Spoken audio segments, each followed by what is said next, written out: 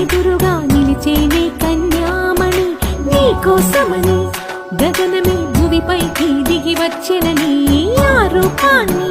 చూపుతో అల్లుకుపోసౌదా